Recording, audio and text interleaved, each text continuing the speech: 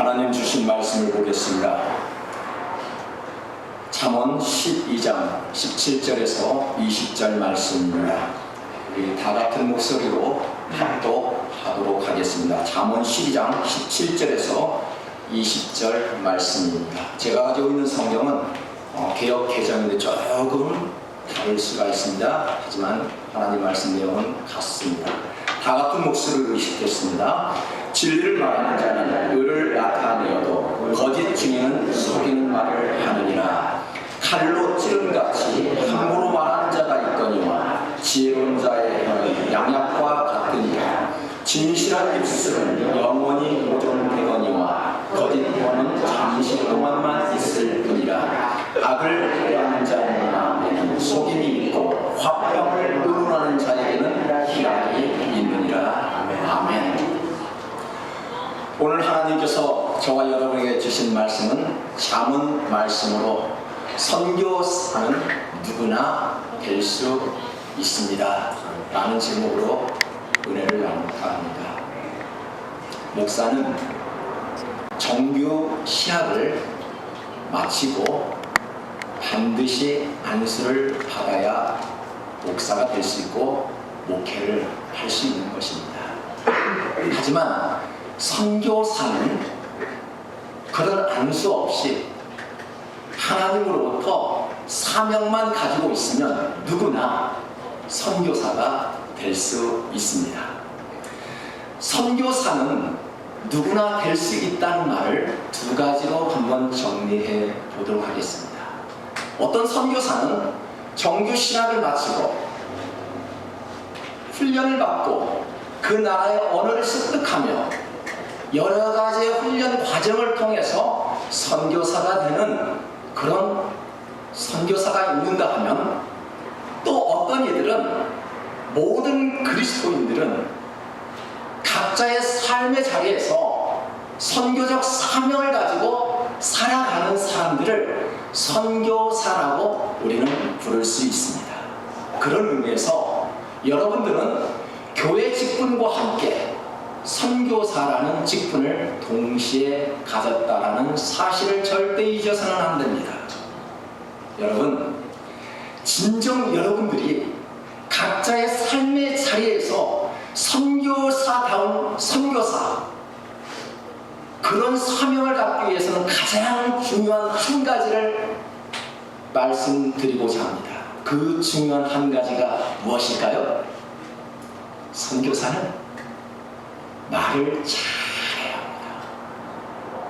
말을 예쁘게 잘할 수 있어야 진정한 선교사가 될 수 있고요, 여러분의 삶의 자리에서 각자의 삶에서 선교적 사명을 감당할 수 있다라고 자신 있게 말할 수 있는 것입니다. 여러분, 말 잘한다는 것은 무엇일까요? 아나운서처럼 말 잘하는 것이 아닙니다. 쇼핑 호스트처럼 그렇게 예쁘게 말을 잘하는 것이 절대 아닙니다. 왜요? 그리스도인의 핵심은 말하는 기술에 있지 않습니다. 여러분, 우리가 얼마든지 학원에서 아나운서처럼 말을 다듬고 예쁘게 잘할 수 있습니다. 그런데 우리 신앙인들은 그 말의 핵심이 기술이 아니라는 것입니다. 말의 화려함보다 중요한 것이 무엇일까요? 진정성 있는 삶. 여러분의 각자의 삶에서 어떻게 살아가고 있는 그 행동, 그것이 바로 말이 될 수 있다는 것입니다. 여러분, 우리의 말은 설명이 아니라 증거가 되어야 하고요, 기술이 아니라 우리의 말로 복음의 통로가 되어야 한다는 것입니다. 여러분, 한국 최초의 선교사님들의 이름을 기억하고 계신가요? 대표적인 이름으로 우리가 아펜젤라, 언더우드, 헐버트와 같은 이름을 기억할 수 있을 것입니다. 그들이 한국에 와서 말을 잘 했을까요? 한국말을 능통하게 했을까요? 아닙니다. 그들은 서툰 한국말이지만 언어의 장벽을 뛰어넘어 교육과 의료봉사를 통해서 신뢰를 얻고 복음을 전파하였습니다. 뛰어난 말이 아니었습니다. 그들은 몸으로, 행동으로 우리 조사님들을 마음을 설득시켜 그리스도의 품 안으로 돌아오게 하였습니다. 그리하여 오늘날 미국과 한국은 세계 최고로 많은 교회를 보유하고 있다는 사실에 놀랍지 않습니까? 우리가 세상을 살다 보니까 이 말, 혀, 입이 얼마나 중요한지 알게 됩니다. 특히 오늘 잠언에서는 이 사실을 정확하게 증명시켜 줍니다. 잠언 18장 20절을 한번 볼까요? 사람은 입에서 나오는 열매로 말미암아 배부르게 되나니 곧 그의 입술에서 나는 것으로 말미암아 만족하게 됩니다. 여러분, 무언가 진수성찬을 먹고 그 앞에서 배부릅니까? 어떤 음식을 먹고 우리가 배가 부릅니까? 그 배부름은 아마 잠시뿐일 것입니다. 우리가 나오는 입에서로 말미암아 말의 열매가 사람의 배를 채워준대. 어떻게 하느냐에 따라서 그 상이 맛있는 음식이 될 수 있고요, 어떤 말을 하느냐에 따라서 그 상이 아무리 진수성찬을 차려놔도 그 상은 고급스러운 상이 아닐 수 있다는 것이죠. 우리가 먹어도 만족하지 못하는 이유가 무엇일까요? 그 말 때문입니다. 아무리 맛있는 밥상을 차려놓고도 우리가 배부르지 않은 이유가 무엇일까요? 그 말 때문에 그렇습니다. 여러분, 지금 잠언은 사람이 무엇을 먹느냐보다 어떤 말을 하느냐, 그 만족을 결정한다고 말씀합니다. 그래서 말을 어떻게 해야 합니까? 예쁘게 합니다. 우리는 하루에도 수없이 말을 하며 살아갑니다.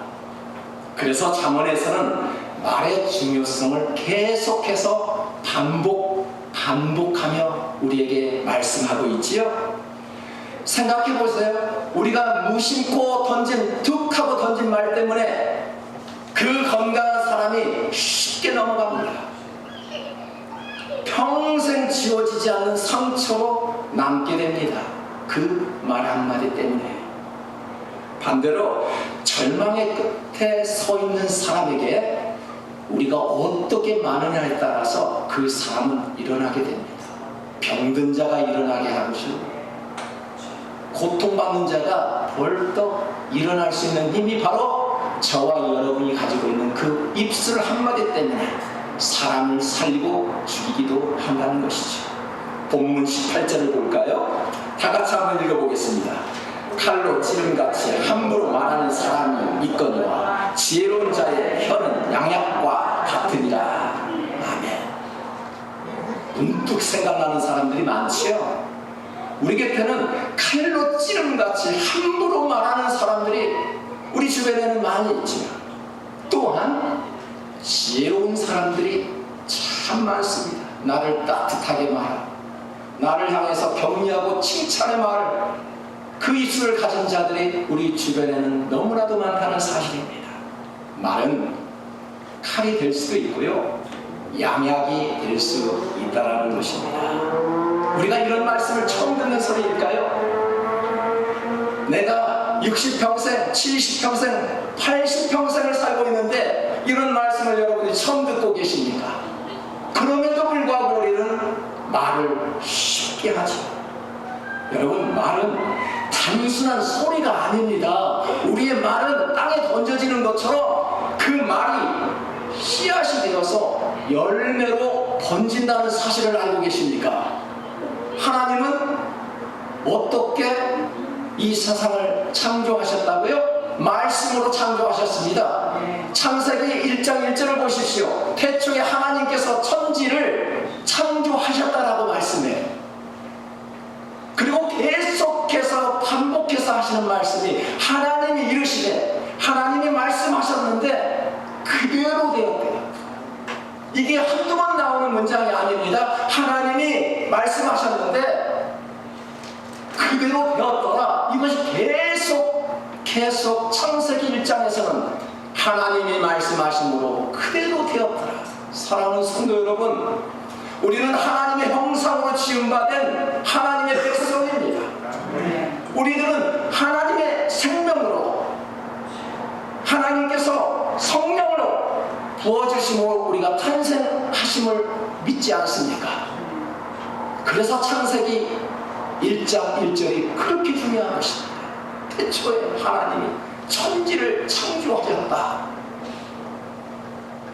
성도 여러분, 하나님의 말씀이 선포되는 곳에 혼돈은 질서로 바뀌었습니다. 어둠이 밝은 빛으로 변화되었습니다. 생명이 없던 곳에 생명이 되었습니다.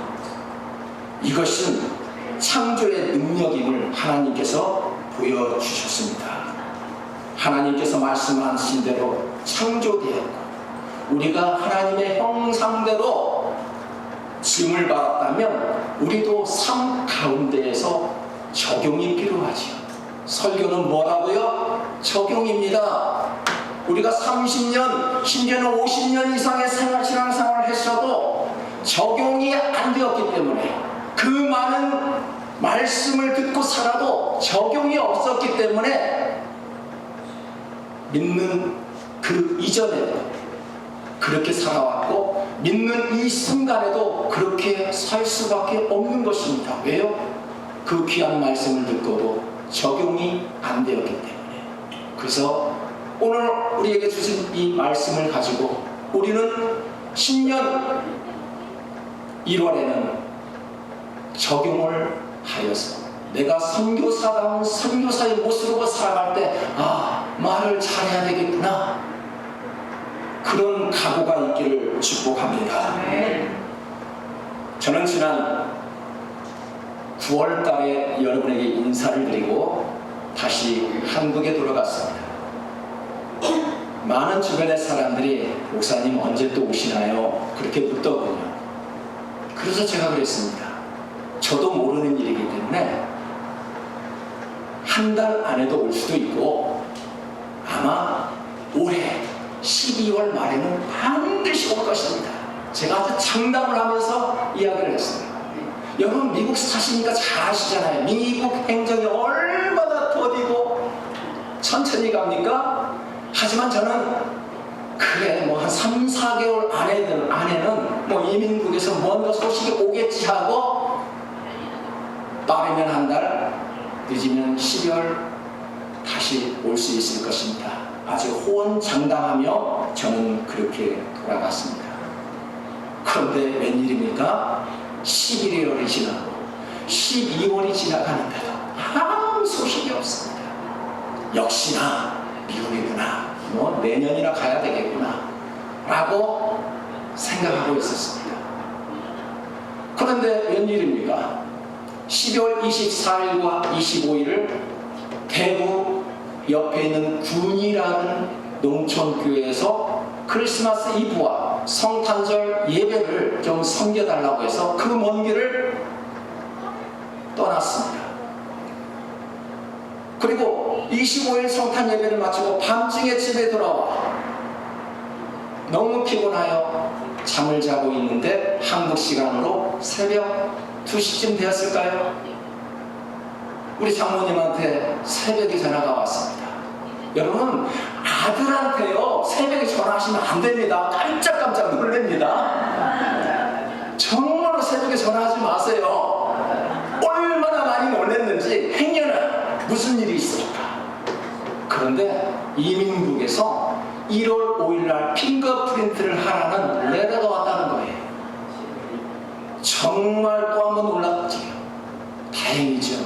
우리 권사님 어디 아프십니까? 염려하고 있을 때 핑거프린트를 하라고 하니, 그것도 1월 5일 너무너무 긴박한 그런 상황이었습니다.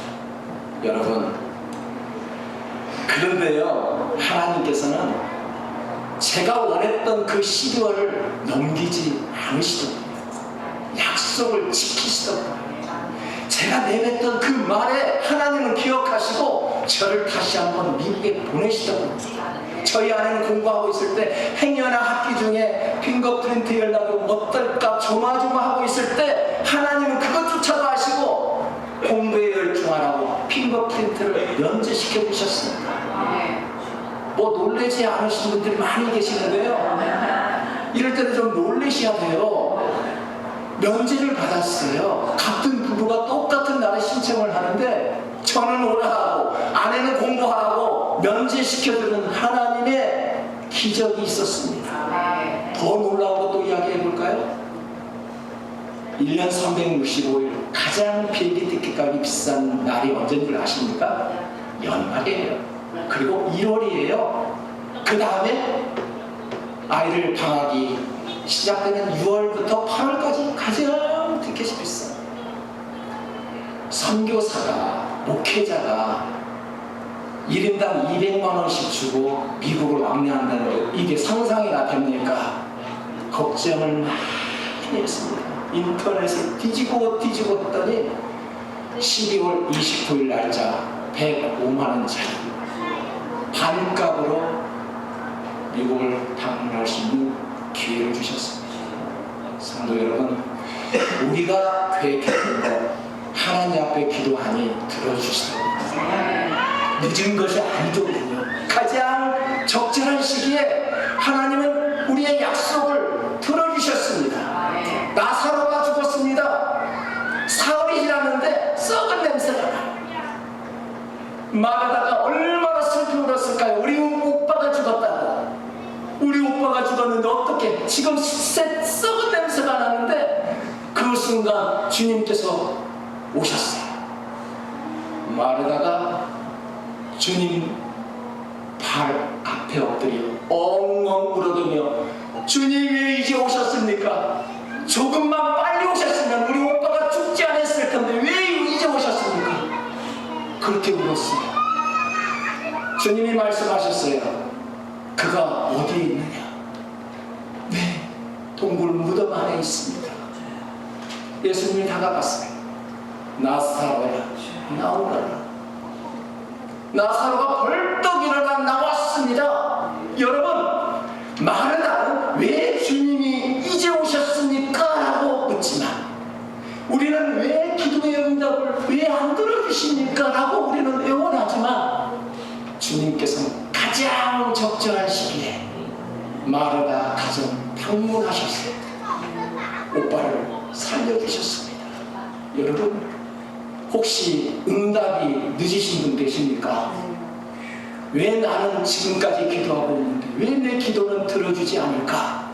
그렇게 기다리는 분 계시지는 않습니까? 하나님은 가장 적절한 때에 찾아오십니다. 가장 선한 때, 가장 선한 방법으로 저와 여러분 곁에 찾아오십니다. 기다리십시오. 주님의 때가 되면 이루어질 줄 믿습니다. 저는 이 일을 통해 다시 한번 깨달은 바가 있습니다. 하나님은 단지 약속을 지키시는 분이 아닙니다. 가장 선한 때, 가장 선한 방법으로 저와 여러분의 가정에 찾아오십니다. 기다리시고 기도하시고 하나님만 찬송하시기를 주님의 이름으로 축복합니다. 제 아들은 상담학 공부를 하면서 크리스천 래퍼로 활동하고 있습니다. 래퍼가 무슨 일을 하는지 모르고 계신 분도 있는데 힙합 찬양으로 하나님 앞에 찬양하는 그런 아티스트예요.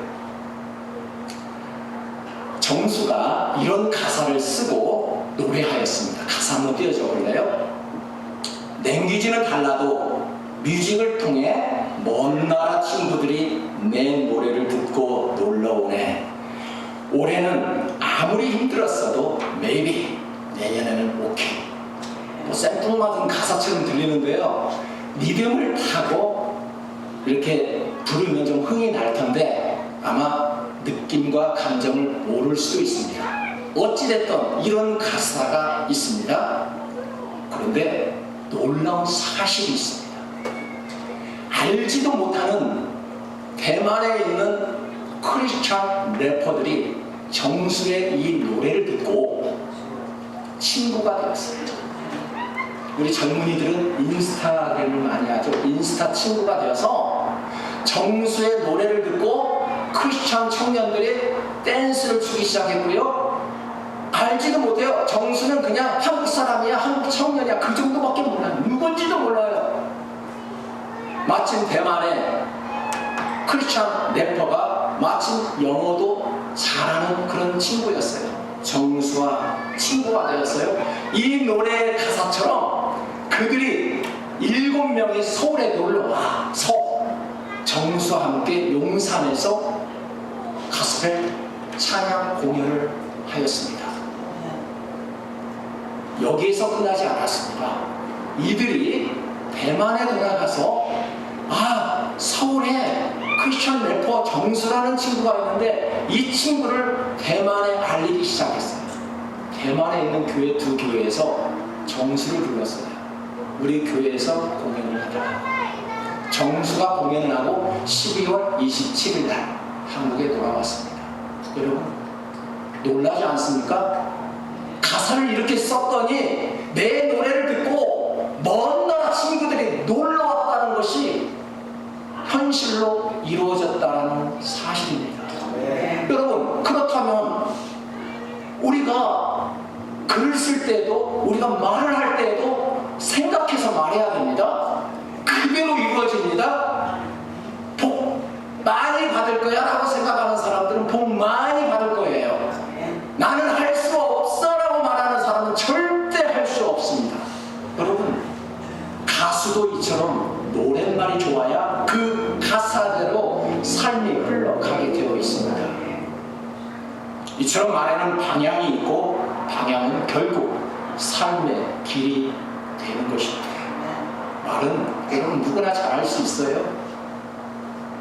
그러나 정직한 말, 긍정의 말, 삶과 일치되는 말은 누구나 쉽게 할 수 없습니다. 본문 17절을 보겠습니다.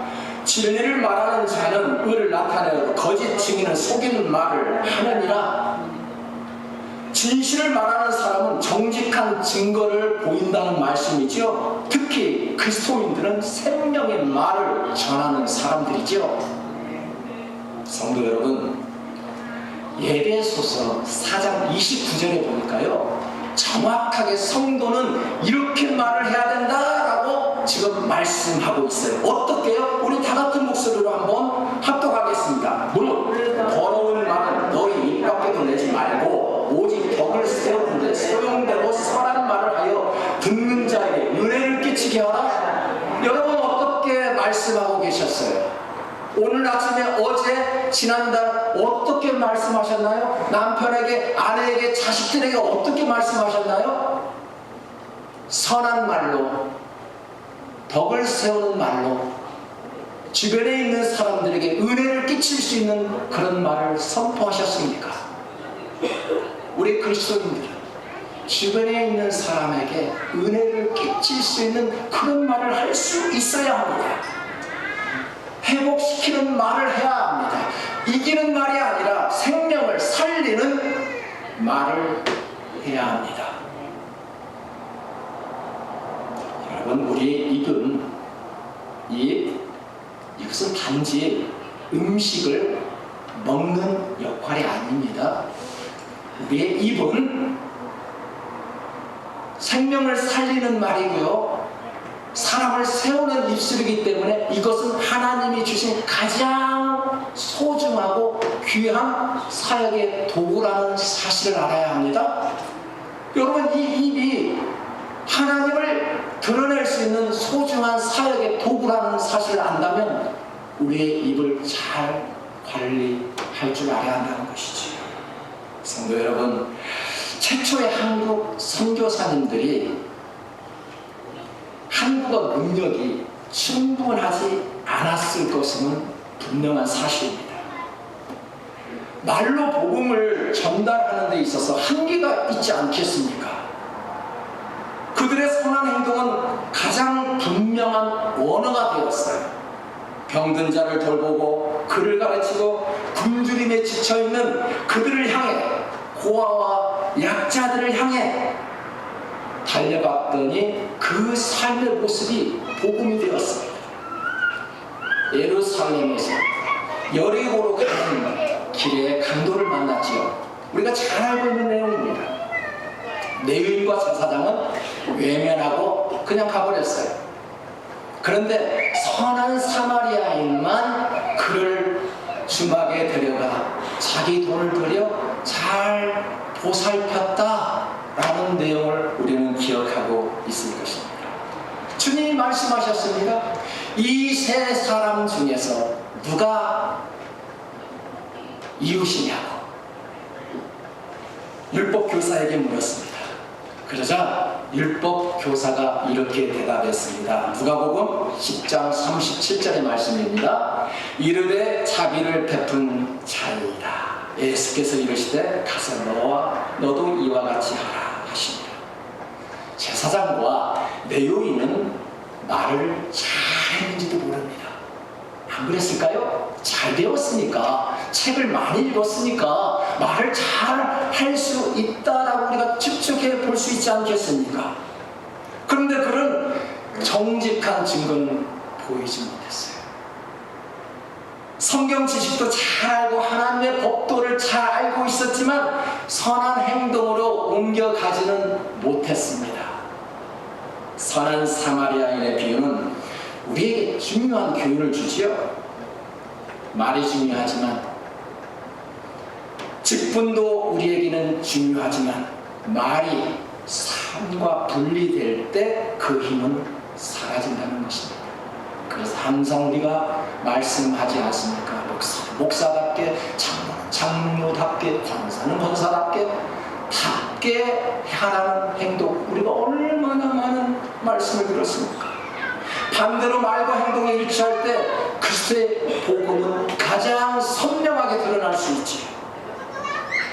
사랑하는 성도 여러분, 진정으로 선교사가 누구일까요? 누가 진정한 이웃입니까? 자비를 베푼 사람입니다. 예수님의 사랑으로 행동을 보인 사람이 진정한 선교사입니다. 그래서 예수님이 말씀하십니다.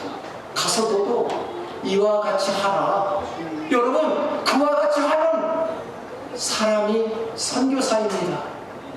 우리도 충분합니다. 선교사가 될 수 있는 자격이 이미 주어졌습니다. 선교는 제사장과 레위인처럼 전문적인 지식이 필요 없습니다. 저는 목회를 할 때요, 얼마나 제 스타일적으로 시간을 지켜야죠, 새벽 예배 드려야죠, 정확하게 11시 예배 드려야 되지 않겠습니까? 근데 선교사는 그러지 않아도 돼요. 시간에 구애받지 않아요. 그래서 저도 선교를 해보고 목회를 해보니까 목회는요, 아무나 할 수 없습니다. 목회가 정말 힘듭니다. 선교사들은 자유스럽거든요. 여러분, 물론 착한 일을 한다고 천국 가는 것 아닙니다. 착한 일을 하면은 천국 간다, 우리 그리스도인은 그렇게 말하지 않습니다. 선한 일을 했다고 자랑할 일도 아니지요. 에베소서 2장 8, 9절에서 이렇게 증명합니다. 너희가 그 은혜에 의하여 믿음으로 말미암아 구원을 받았으니 이것은 너희에게서 난 것이 아니요 하나님의 선물이라. 행위에서 난 것이 아니니 이는 누구든지 자랑하지 못하게 합니다. 구원은 우리의 선한 행위의 결과가 아니라 전적인 하나님의 은혜라는 것입니다.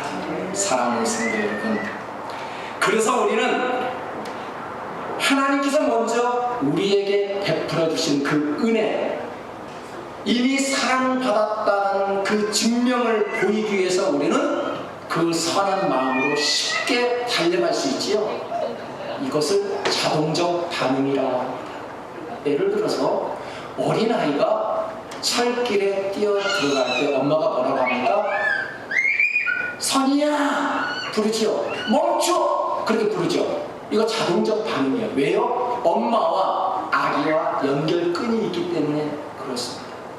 저와 여러분은 그리스도 안에서 끈이 있지요. 성경에서 증명하죠. 요한복음 15장 5절을 보겠습니다. 나는 포도나무에 너희는 가지라. 그가 사람이 열매를 많이 맺나니 나를 떠나서는 너희가 아무것도 할 수 없대요. 우리는 주님과 연결되어 있어야 합니다. 사랑하는 성도 여러분, 우리가 사회생활할 때 가장 많이 물어보는 게 뭐예요? 집이 어디예요? 물어봅니다. 우리 한 사람 한 사람은 가정과 연결될 때 평안을 누릴 수 있지요. 어디에서 신앙생활 하십니까? 어느 교회에서 신앙생활 하시죠? 성도는요, 교회와 성도와 연결되어 있어야 건강한 신앙인이 될 수 있어야 합니다. 나 혼자 철사처럼 여기저기가 아니죠. 분명히 풍성한 교회가 여러분은 연결되어 있기 때문에 건강한 신앙생활을 할 수 있는 것입니다. 혼자 고립되지 않고요, 어디인가 소속이 되어 있다는 것은 정말 자랑스러운 일입니다. 하지만 우리의 소속은 어느 교단이 아니죠. 어느 교회가 아니죠. 우리의 소속은 주님입니다. 우리는 세상에 살고 있지만 세상에 속한 자가 아니지요. 하나님의 백성들로 선교의 사명을 가지고 각자의 삶에서 선교사로 지금 살아가고 있는 것입니다. 그래서 우리는 내가 하고 싶은 대로가 아니라 내가 누구에게 속해 있는가를 안다면 우리는 말과 행동을 조금 조심스럽게 여기지는 않을까, 그렇게 생각합니다. 성경은 예수님이 평화의 왕으로 오셔서 하나님과 사람 사이, 그리고 사람과 사람 사이에 진정한 화평을 주시기 위해서 오셨대요. 그런데 여러분은 어떠신가요? 하나님과 나 사이가 멀어져 가고는 있지 않습니까?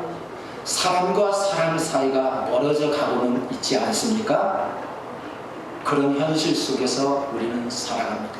본문 20절을 보겠습니다. 악을 꾀하는 자의 마음에는 속임이 있고 화평을 이루는 자에게는 희락이 있다. 말은 방향을 결정하게 한대요.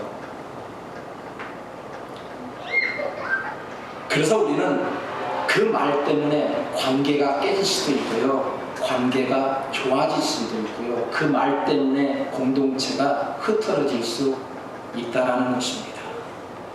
여러분, 선교사는 특별한 사람만이 하는 것이 절대 아닙니다.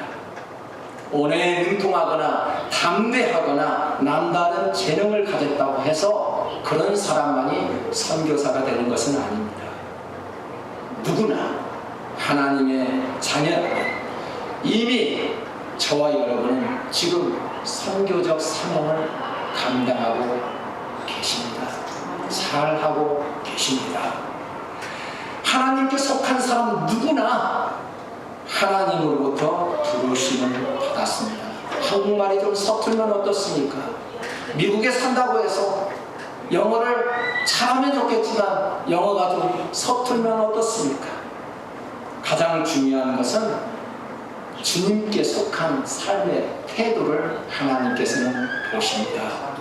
화평을 의논하는 마음, 선한 행동으로 복음을 드러내는 삶, 그리고 말과 행동이 일치하는 신앙이 바로 선교입니다.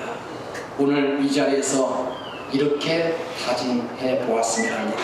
주님, 제가 있는 이곳이 선교지입니다. 내가 지금 만나고 있는 사람들이 전도 대상입니다. 여러분, 선교는 멀리 떠나는 것이 선교가 아니라고 지난주에도 신 목사님 말씀하시더라고요. 맞습니다. 우리는 이미 한국에서 먼 나라로 떠나왔습니다.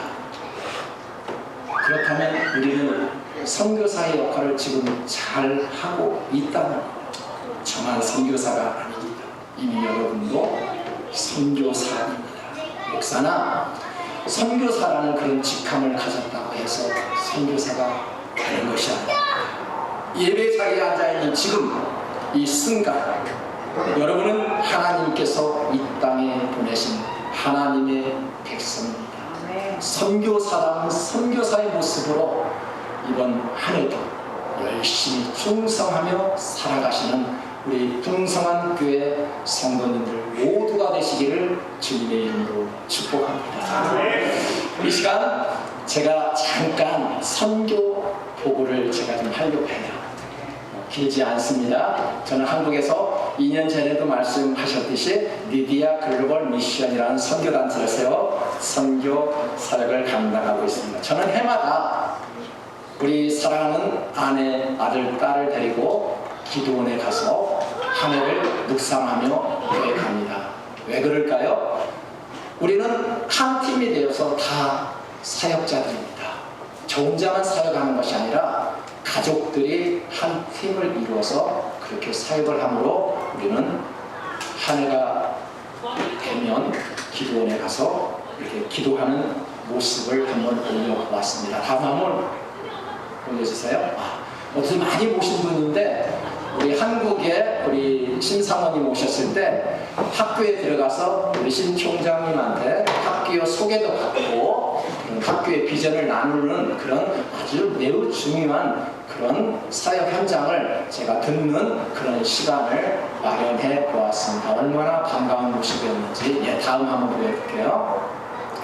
캄보디아에서 20여 년 동안 선교 사역을 하시다가 경북 의성에 조그마한 교회를 개척하였습니다. 그래서 나이가 70이 넘었는데도 불구하고 하나님이 힘 주시는 그날까지 다시 사역을 시작해야겠다고 농촌교회에 교회를 세워서 거기에서 말씀도 또 찬양으로 또 하나님 앞에 올려드리는 그런 귀한 시간을 가져보았습니다. 다음요. 제가 미국에 들어오기 전부터 대한복교회, 충주에 있는 대한복교회를 제가 신혼 때부터 이렇게 섬겼는데 미국에 들어와 교회를 개척할 때 우리 선한믿음교회에서도 지금까지 교회를 섬기고 있습니다. 충주 대한복교회 농촌교회인데 교회가 아주 어른들, 노인들만 모이는 그런 아주 아름답고 작은 교회에서 우리가 해마다 가서 김장 봉사도 하고요. 이분들이 김장을 하게 되면 그 교회에서만 드시는 것이 아니라 많은 원로 목사님들한테 한 톡씩 보내주는 그런 사역을 감당하고 있습니다. 그래서 저희들이 한번 방문해서 그렇게 정기적으로 교회를 찾아가 위로하고 격려하는 시간을 가지고 있습니다. 다음요. 이것은 이제 저희 신학교 동기들끼리 이렇게 모이는 그런 장소가 있는데 우리가 해마다 모여서 기도하고 사역을 나누고 비전을 나누는 그런 귀한 시간들이 정기적으로 모임을 가지고 있습니다. 다음요.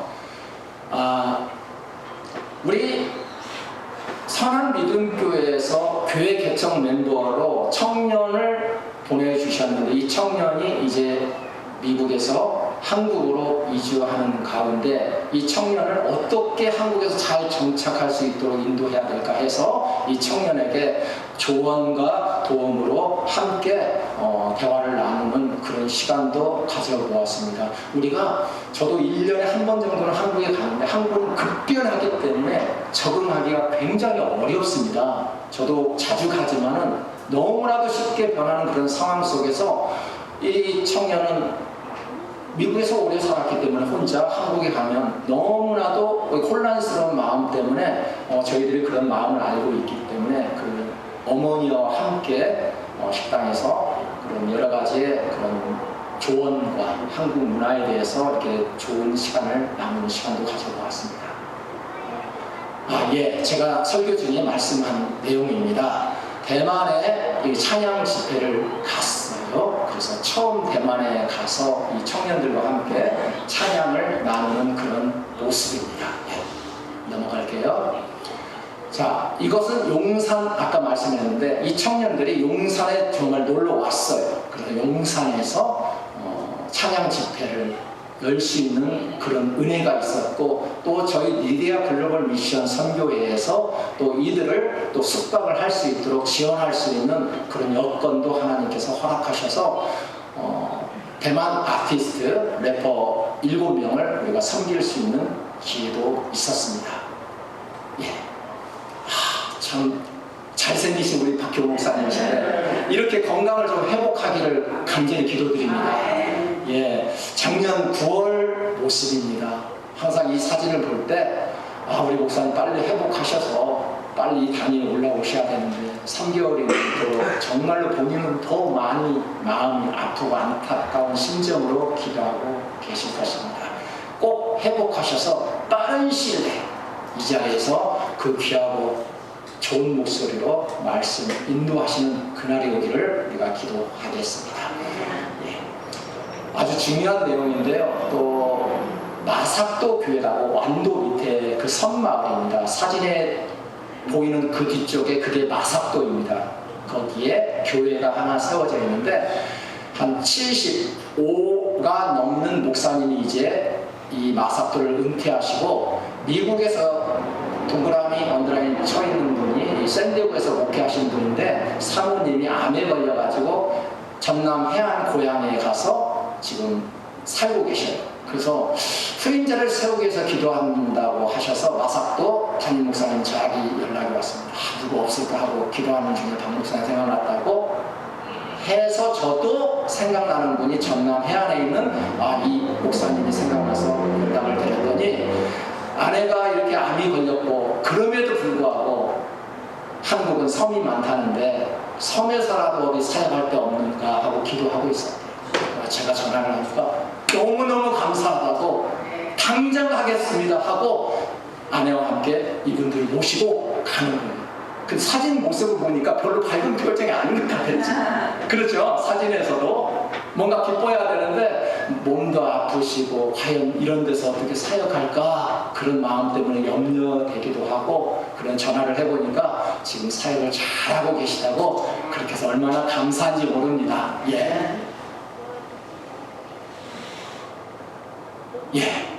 네, 괜찮아요.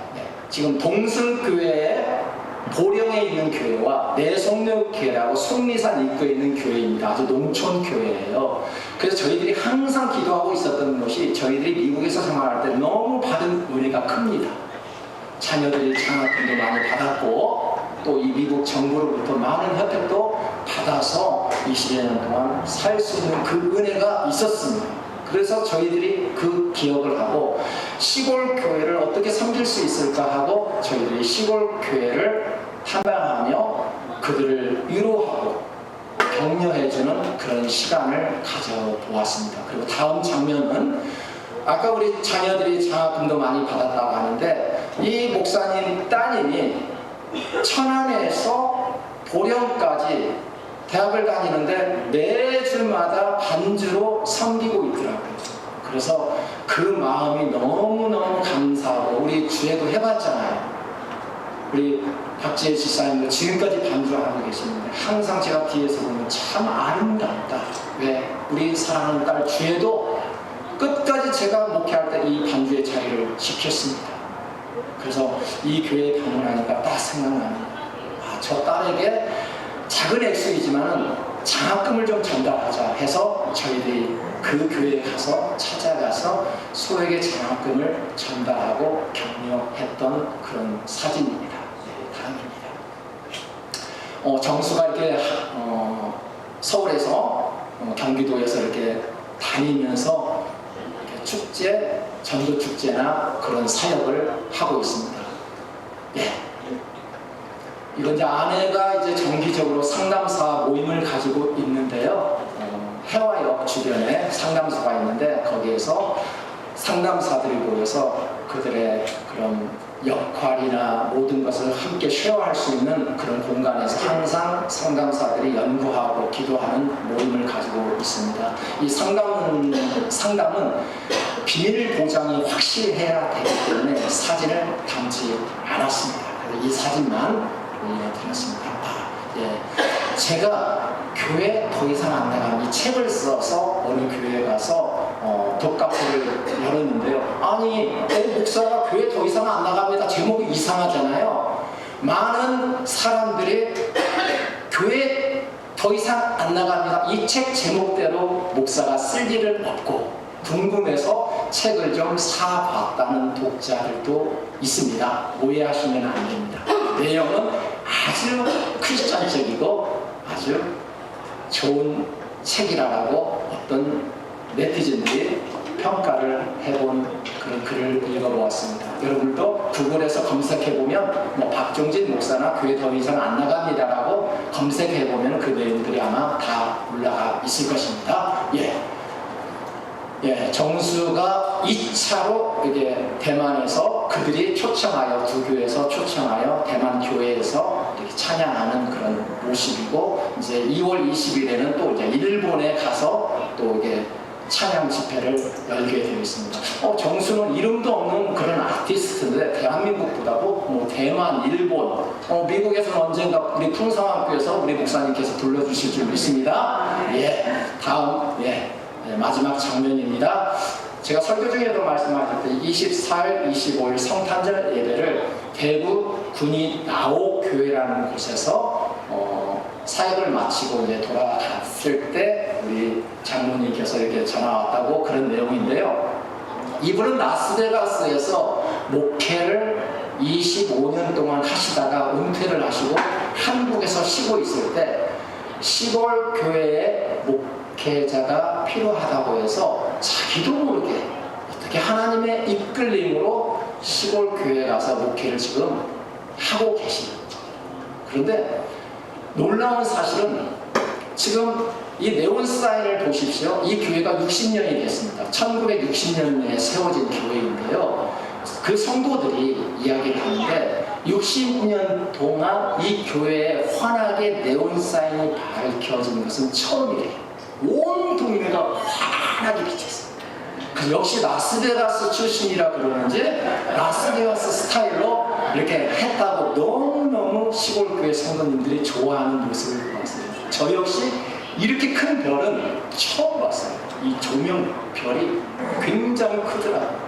그래서 성도님들이 아주 기쁘게 시골교회에서 한 20여 년 오손도손 신앙생활하는 모습에 감동받고 돌아왔습니다. 여러분, 선교사는 다른 것이 아닙니다. 얼마나 쉽게 제가 선교합니까? 여러분들도 저보다 더 잘 하실 줄 믿습니다. 잘하고 계십니다. 기도하겠습니다. 고마우신 아버지 하나님, 하나님이 저희들에게 건강 주심으로 이렇게 말하게 하시고 움직이게 하시면 얼마나 감사합니다. 저희들의 이 입술이 먹는 역할뿐만 아니라 하나님 도구로 사용하여 주시옵소서. 이기는 말이 아니라 화평의 말, 선한 말로 주변에 있는 사람들에게 큰 은혜를 끼칠 수 있는 귀하고 복된 말이 될 수 있도록 인도하여 주시옵소서. 감사를 드리며 사랑이 많으신 우리 주 예수님의 이름으로 기도합니다. 아멘.